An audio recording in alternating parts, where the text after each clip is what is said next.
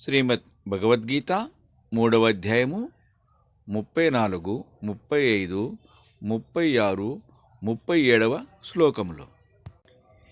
ఇంద్రియస్యేంద్రియస్యార్తే రాగద్వేషౌ వ్యవస్థితౌ తయోర్న వశమాగచ్చేత్ తౌ హర్ష్య పరిపంతినౌ.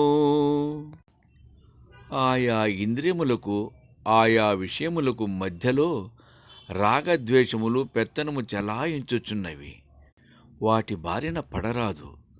మనుష్యునకు అవియే శత్రువులు. శ్రేయాన్ స్వధర్మో విగుణః పరధర్మాత్ స్వనుష్ఠితాత్ స్వధర్మే నిధనం శ్రేయః పరధర్మో భయావహః. పరధర్మమును లెస్సగా ఆచరించుగాక, అయినను దానికంటే స్వధర్మమే మేలు. స్వధర్మమునందు కొన్ని అంశముల లోపములుండినను ఉండుగాక, ఇంతకు పరధర్మము ముప్పు కలిగించును. స్వధర్మమునందు చచ్చినను మంచిదే.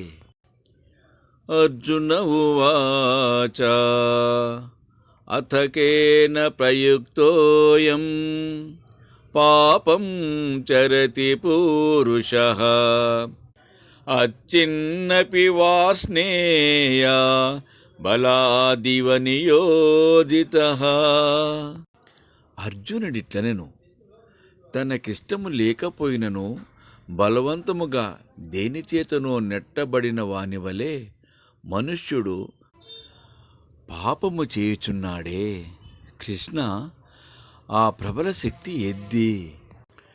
శ్రీ భగవాన్ ఉవాచ కామయేష క్రోధయేష రజోగుణ సముద్భవః మహాశనో మహాపాప్మా విద్యేనమిహ వైరిణం. భగవంతుడిట్లనెను, అది కామము, అది క్రోధము, అవి రజోగుణమున పుట్టినవి. వాటికి తీరని ఆకలి. అవి పాపరాశులు. ఈ లోకమున అవి ఏ శత్రువులని తెలుసుకొనుము.